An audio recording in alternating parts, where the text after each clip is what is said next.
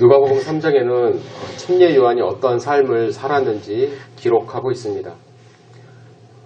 그는 세상에 태어나기 전부터 또 하나님이 예언을 통해서 그의 삶의 목적을 이미 말씀해 주셨죠.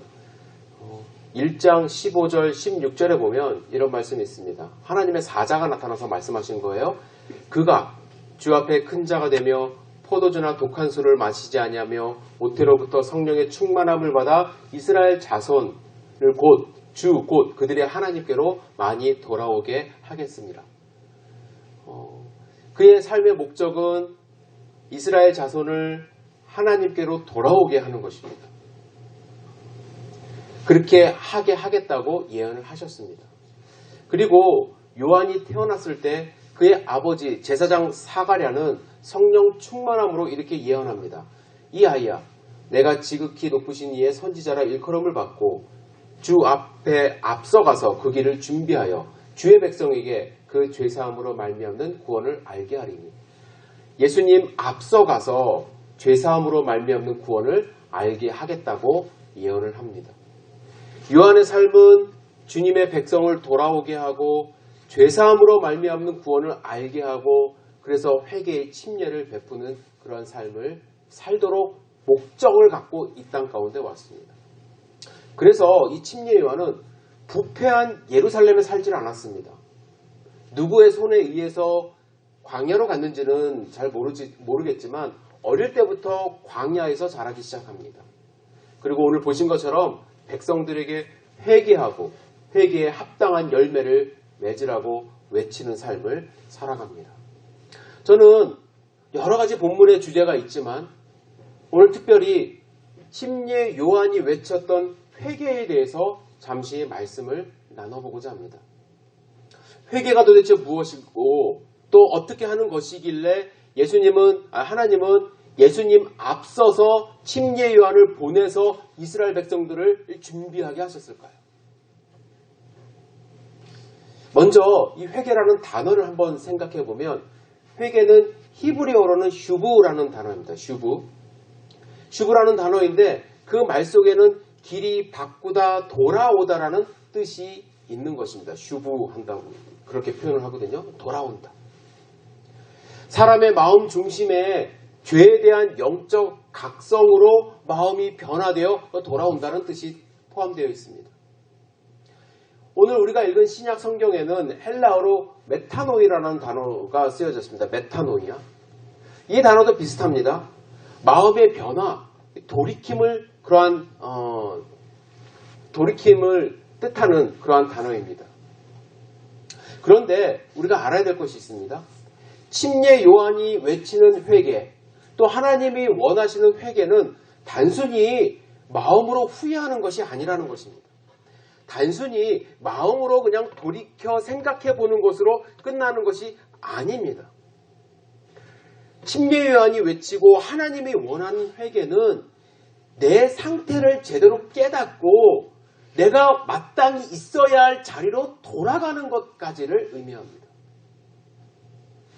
내가 여기 있으면 안 되는데 여기 있는 내 상태를 자각을 해서 그 자리에서 일어나 뒤돌아서 내가 마땅히 있어야 하는 하나님의 품으로 돌아오는 것을 회개로 이야기를 합니다. 예수님은 회개란 무엇인지 잘 알게 하기 위해서 우리에게 비유로 말씀하셨어요. 비유로. 탕자의 비유입니다. 탕자의 비유. 탕자의 비유 여러분들 너무나도 잘 아시기 때문에 훅 빠르게 설명해 드리도록 하겠습니다. 먼 나라에 부자 아버지가 있었습니다. 다음 아마 그림이 나올 거예요. 예, 부자 아버지가 있었어요. 그에게는 두 아들이 있었죠. 유대인의 관습에는 아버지가 돌아가면 아버지의 재산을 자녀들에게, 특히 아들들에게만 이렇게 나눠줍니다. 첫째 아들은 좀 더 많이 나눠줘요. 왜? 아버지를 복양하고 그 가게를 이끌라고. 여하튼 이 둘째 아들에게도 올 분깃이 있었습니다. 그런데 이 둘째 아들이 그냥 이 집안이 좀 지루했는지 아버지께로부터 나중에 받을 분깃을 좀 땡겨달라고 이야기를 하죠. 미리 달라고. 그래서 분깃을 받습니다. 그래서 그것을 다 처분을 해서 돈을 가지고 먼 곳으로 떠납니다. 멀리 떠나서 잘 살면 그나마 괜찮은데 그곳에 가서 허랑방탕하며 모든 재산을 탕진하고 거지꼴이 됩니다. 돈이 있을 때는 많은 친구들이 그의 곁에 있었지만 여러분들 돈 떨어지면요, 친구들도 떨어지는 거 여러분들이 아시죠? 옆에 있던 친구들 다 잃습니다. 설상가상으로 그곳에 흉년이 들어 먹을 것조차 얻기 힘들게 되었습니다. 그래서 연명하고자, 생명을 연명하고자 겨우 돼지치는 일자리를 얻어 일하게 됩니다. 사람들이 먹을 것도 귀하니까 이 돼지들에게도 먹을 것이 귀했는데 자기에게 먹을 것이 없는 그 상황 속에서 이 둘째 아들은 돼지에게 줄 그 쥐염염회를 먹으려고 하는 그런 순간까지도 직면하게 되는 것이죠. 유대인들에게는 이 돼지가 저주받은 동물이에요. 돼지는 먹으면 안 됩니다. 우리는 맛있게 먹지만 유대인들은 그렇습니다. 이 돼지를 되게 저주받은 동물이라고 생각을 했는데 그 저주받은 돼지가 먹는 쥐염 열매를 먹어야 되는 그 상황. 인생에 희망이 없는 상태를 의미합니다. 어떻게 보면 죽음 직전의 상태를 의미합니다. 아마 며칠 후면 죽을 수밖에 없는 그런 상태를 의미할 수도 있습니다. 그때에 둘째 아들이 깨닫습니다. 이 부분을 신약 성경, 세번역 성경에는 이렇게 기록합니다. 그는 제정신이 들어서 이렇게 말하였다. 제정신이 들어서. 제정신이 들어서 말하기를 내 아버지에게는 많은 품꾼들이 있는데 그 품꾼들에게는 먹을 것이 남아도는데 나는 여기서 굶어 죽는구나. 내가 일어나 아버지에게로 돌아가서 이렇게 말씀드려야겠다. 아버지, 내가 하늘과 아버지 앞에 죄를 지었습니다. 나는 더 이상 아버지 아들이라 불릴 자격도 없으니 나를 품꾼의 하나로 삼아 주십시오. 아버지께 돌아가요. 그런데 아버지는 어떻게 하고 계셨습니까? 둘째 아들을 벌하려고 준비하고 있었습니까? 언제 돌아오나 그가 돌아오는 날을 기다리며 문 밖에서 서서 기다리고 계셨습니다. 돌아온 둘째 아들을 안으시고 그를 위해서 잔치를 베풀어 주십니다. 이것이 회개예요. 먼 곳에 떠나갔지만 자기의 상황을 깨닫고 돌아오는 것. 그래서 회개에는 몇 가지 단계가 있는데 첫 번째는 깨달음이 있어야 회개가 일어납니다. 깨달아야 돼요. 좀 전에도 말씀드렸듯이 탕자의 비유에서 둘째 아들이 아버지께로 돌아갈 수 있었던 궁극적인 이유는 뭐냐면 자기의 상태를 깨달았기 때문에 그래요. 자기의 비참함을 깨달았기 때문에 그렇습니다. 그런데 많은 사람들이 자기의 상황을 잘 알지를 못해요. 좀 전에도 읽어드렸듯이 제정신이 들어서 근데 제정신이 들지 않는 경우가 많이 있습니다. 나는 내 힘으로 살아갈 수 있어 라고 생각하는 경우가 많이 있죠. 오늘 우리가 누가복음 3장 1절하고 2절을 읽으실 때 여러분들 좀 당황스럽지 않으셨는지 모르겠어요. 3장 1절 읽기가 상당히 어렵습니다. 왜 그러냐면 우리가 잘 알지 못하는 지도자들 이름이 쫙 나열됩니다. 로마의 황제 디베리오, 로마의 총독 빌라도, 그리고 분봉왕의 이름이 3명이나 나와요. 여러분, 유대는요 그렇게 큰 나라가 아닙니다. 그런데 지금 유대는 5명이나 되는 지도자의 통치를 받고 있어요. 그들의 영향 아래 있어요. 황제 디베리오, 본디오 빌라도 뿐만 아니라 헤롯 왕가의 3명의 왕이 있었다라는 얘기입니다. 또한 종교적으로 제사장이 2명이나 차지하고 있었습니다. 대제사장 2명 뿐만 아니라 정치적으로 5명이 그들을 다스리고 있었어요. 그러면 어떻게 됐을까요? 행복할까요? 전혀 아니라는 거예요. 그들의 삶은 이 복잡한 정치, 종교 상황처럼 정말로 힘들고 어려운 그러한 상황 가운데 있었다라는 것입니다. 그러한 세상 가운데서 살고 있는 상황인데 사람들은 깨닫지 못한다는 거예요.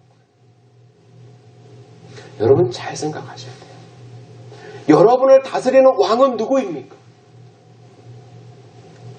누가 나를 지도하고 있는지요? 누가 나를 다스리고 있는지요? 미국의 대통령이 트럼프가 강력하게 무언가를 하는 것 같으니까 우리의 삶이 좀 나아졌나요? 영적으로 만족감이 있으세요? 주지사가 있고 또 시장이 있고 또 주변에 많은 또 정치인들이 있기 때문에 그들이 우리를 구원하고 있나요? 안정적인가요, 여러분들? 다행히 경제적으로 튼튼한 나라에 살고 있어요. 지금 미국 경제만 잘 돌아간다는 얘기가 있어요.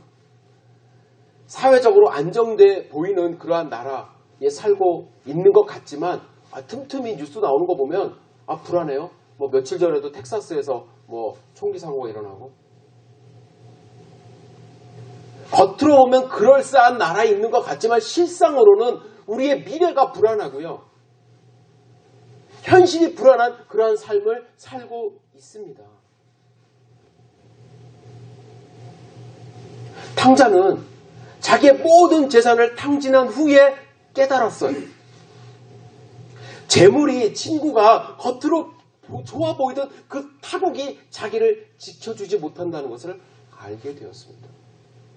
회개는 내가 의지하는 것이 옳지 않다는 것을 깨닫는 순간부터 시작이 됩니다. 내 자신이 의지할 만한 존재가 아니라는 것, 돈이 의지할 만한 것이 아니라는 것, 지위가 의지할 만한 것이 아니라는 것을 아는 순간 내가 의지할 곳은 하나님이라는 것을 알게 시작합니다. 둘째로 회개는요, 이렇게 깨닫는 것에서 끝나는 것이 아니라 돌아가는 것이 회개예요. 돌아가는 것. 원래 있어야 할 곳으로 돌아가야만 합니다. 그곳이 어디예요? 아버지의 품이에요. 하나님의 품이에요. 둘째 아들은 아버지가 받아주실까라는 걱정이 있었지만 아버지의 품으로 돌아갔어요. 아버지에게로 가는 것이 회개입니다. 요엘서 2장 12절 13절에 이렇게 말씀합니다. 제가 읽어드릴게요. 여호와의 말씀에 너희는 이제라도 금식하고 울며 애통하고 마음을 다하여 내게로 돌아오라 하셨나니 너희는 옷을 찢지 말고 마음을 찢고 너희 하나님 여호와께로 돌아올지어다. 그는 은혜로우시며 자비로우시며 노하기를 더디하시며 인애가 크사 뜻을 돌이켜 재앙을 내리지 아니하시나니. 하나님이 원하시는 마음이에요. 하나님이 원하시는 것은 단 것이 아니라 우리의 마음을 돌이켜 하나님께 돌아오기를 원하신다는 것입니다. 그렇다고 한다면 용서하고 너희를 받아주는 것이 하나님이라고 말씀을 합니다. 우리가 8절까지 밖에 안 읽어서 뒷부분은 여러분들 집에 가서 읽으셨으면 좋겠는데 뒤에 보시면 요한은 침례받으러 오는 자들에게 도끼가 나무에 놓여 있다라는 말을 합니다. 8절에 나오는 말씀이긴 하죠. 마음으로만 아브라함의 자손이라고 한다면 그들은 결코 하나님의 자녀가 될 수 없다라고 강력하게 이야기를 합니다. 도끼가 놓여 있대요. 말로만 교인이라고 하지 말아야만 합니다. 난 말로는 교회 다니고 있고 하나님 알고 있어 라는 삶을 살지 말고 내가 진정으로 어느 품에서 살고 있는가, 무엇을 의지하고 살고 있는가, 우리는 스스로를 돌아봐야 합니다. 여러분 돌아가셨는지 모르겠어요. 여러분 하나님 품에 있는지 모르겠어요. 아직도 세상의 품에서 살아가는 것은 아닌지 모르겠어요. 세상의 품에서 발버둥 치며 살아가는 것은 아닌지 모르겠어요. 마지막으로 회개는 어떤 것이 회개냐면 합당한 열매를 맺는 것이 회개입니다. 열매는 결과예요. 결과. 회개한 사람은요, 그냥 나 회개했어 라고 그냥 거기서 끝나는 것이 아니라 돌아왔기 때문에 돌아온 삶의 모습이 나타나야 한다는 거예요. 삭개오 아시죠? 삭개오는 예수님을 영접한 후 그의 삶이 달라졌어요.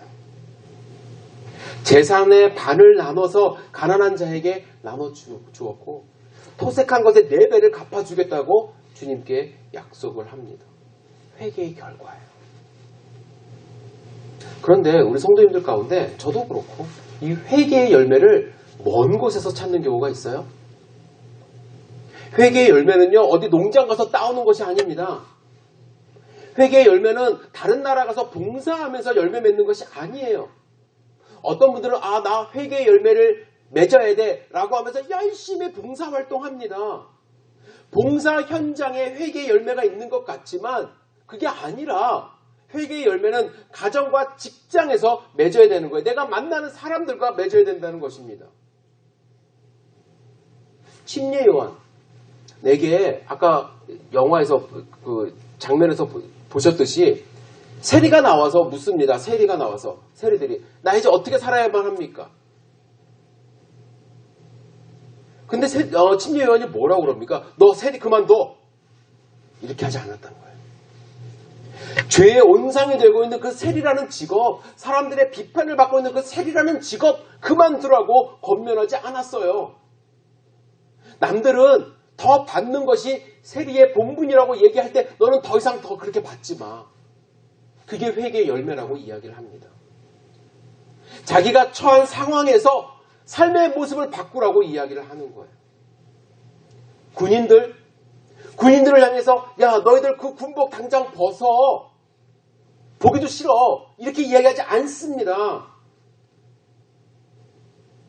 남을 압제하지 말래요. 다른 군인처럼 살아가지 말래요.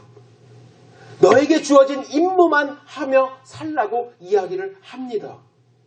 여전히 군인의 길을 걸어가며 회개의 열매를 맺을 수 있다라는 이야기죠. 옷을 2벌 가진 자나 혹 먹을 것을 가진 자들에게도 야, 옷 벗고 다녀 이렇게 얘기하지 않았잖아요. 먹지 마 이렇게 얘기하지 않았잖아요. 현재 처한 상황에서 하나님의 나라와 그 의를 위하여 유용하게 나의 믿음을 사용할 방법을 제시를 해 주었다는 것이죠.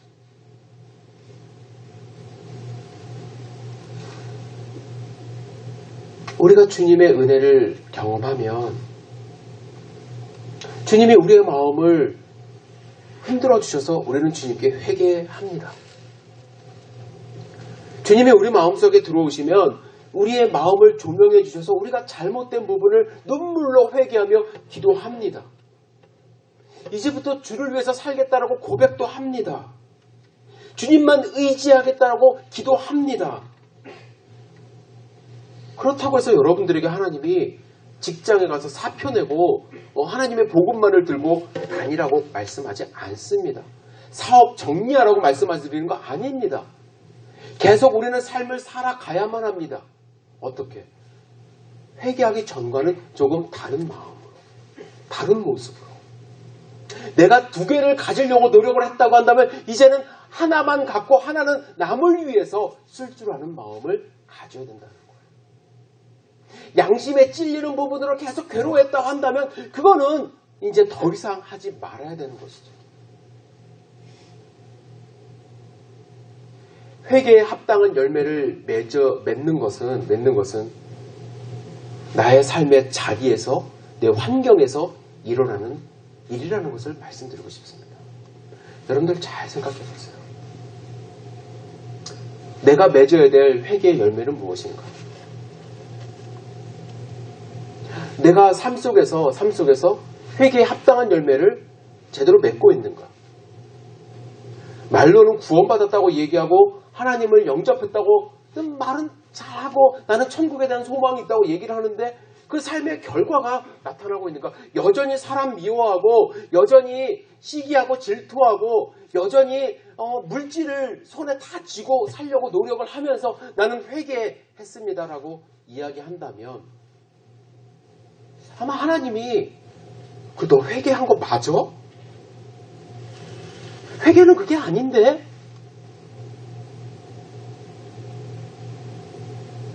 좀 다른 모습으로 살아가는 게 회개인데? 라고 우리에게 말씀하시리라 생각합니다. 저는 기독교 그 저자들 가운데 몇 명 이렇게 책을 수집하듯이 읽는 분들이 있었습니다. 한국에 있을 때.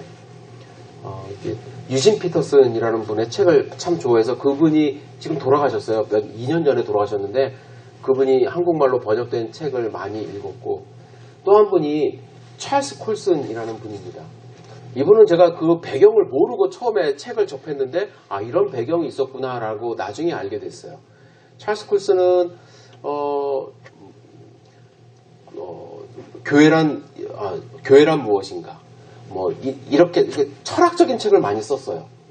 그리고 본 어게인이라는 그 자기 자서전적 책을 한국에 이제 그것도 번역이 돼서 많은 사람들에게 읽혀지고 있거든요. 저는 처음에는 교회론에 대해서 책이 나와서 그런 분인 줄 몰랐는데, 나중에 알게 된 것은 이분이 닉슨 대통령 시절에 대통령 보좌관으로 있었던 분입니다. 정치적인 권력을 누렸죠. 이분이 한 그 간증이 유튜브에 올라와 있는데 상당히 냉철합니다. 냉철한 사람이에요. 어느 정도로 냉철하냐면, 자기가 주변에 이렇게 권력을 갖고 있으니까 부패되지 않으려고 철저하게 관리를 하던 사람이에요.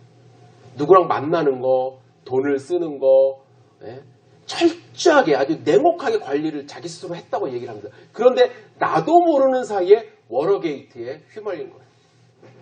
그래서 워러게이트 사건에 연루되어서 옥교에 갇히게 되는 그런 삶을 자기도 모르는 사이에 그랬대요. 그러면서 거기에 대한 이야기를 많이 하더라고요. 옥에 갇혔을 때 상원의원 3사람이 그의 삶을 변화를 시킵니다. 이 사람에게 복음을 증거하기 위해서 헤르필더, 휴즈, 퀴에라는 의원이 열심히 노력을 했어요. 매일같이 기도하면서 그를 찾아가기도 했습니다.